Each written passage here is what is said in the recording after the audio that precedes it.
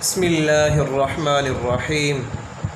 تعالیٰ نے انسان کو بے انتہا نعمتوں سے نوازا ہے، اور میرے اللہ خود فرما رہے ہیں، فرمایا کہ اگر تم اللہ کی نعمتوں کو گننا شروع کرو تو کبھی بھی نہیں گن پاؤ گے۔ یعنی اتنی بڑی اللہ تعالیٰ کی نعمتیں ہیں انسان کے اوپر۔ آج ان نعمتوں میں سے جو ایک نعمت زبان کی ہے اس کے متعلق بات کروں گا۔ زبان کے متعلق کسی عربی ادب نے بہت ہی خوب کہا ہے کہ جراحات السنان لها التیام ولا یلتام ما جرح اللسان۔ فرمایا کہ نیزوں کے زخم، جب انسان کسی کو کوئی نیزہ مار دے، کوئی خنجر کے ذریعے سے چوٹ پہنچائے، زخم پہنچا دے، وہ زخم ایک نہ ایک دن ٹھیک ہو جائیں گے۔ لیکن اگر کسی انسان نے کسی کو زبان کے ذریعے سے کوئی چوٹ پہنچائی، کوئی دکھ پہنچایا، تو وہ کبھی بھی اس کے دل سے اس کا زخم اور اس کا دکھ وہ دور ہونے والا نہیں ہے۔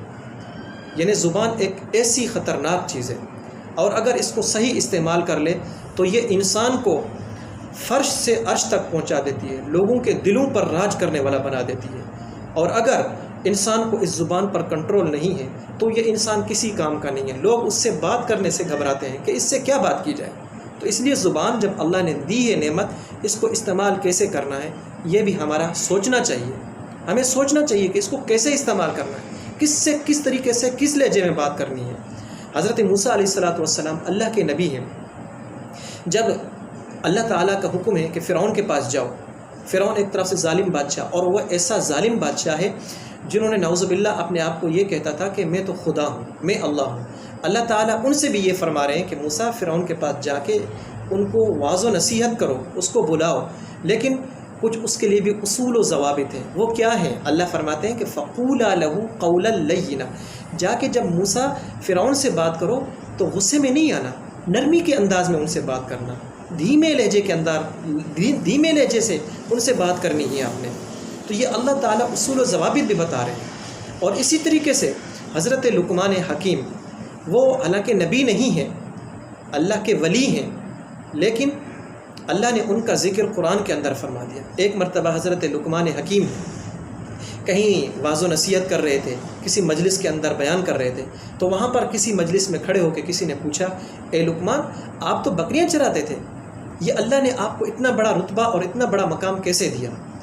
تو حضرت لقمان حکیم نے جواب دیا کہ یہ مجھے سچ بولنے اور بیکار باتوں سے اپنے آپ کو روکنے کی وجہ سے اللہ نے مجھے یہ مقام دیا ہے۔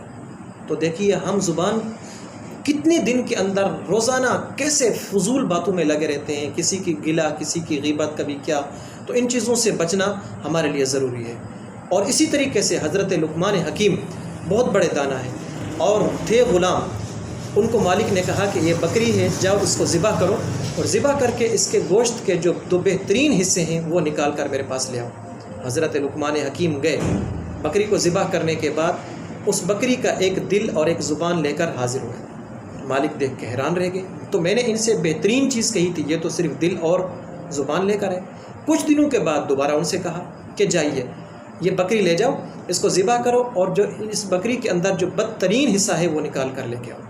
پھر دوبارہ وہی دل اور زبان لے کر ان کے سامنے حاضر ہوئے۔ جب ان سے پوچھا کہ یہ کیا، تو حضرت لقمان حکیم نے جواب دیا کہ اگر یہ سب بہتر ہوں، اگر دل اور زبان بہتر ہوں تو اس سے بڑھ کر بہترین چیز کچھ ہو نہیں سکتی، اور اگر یہ بہتر نہ ہو دل اور زبان تو اس سے بڑھ کر بدترین چیز کوئی ہو نہیں سکتی۔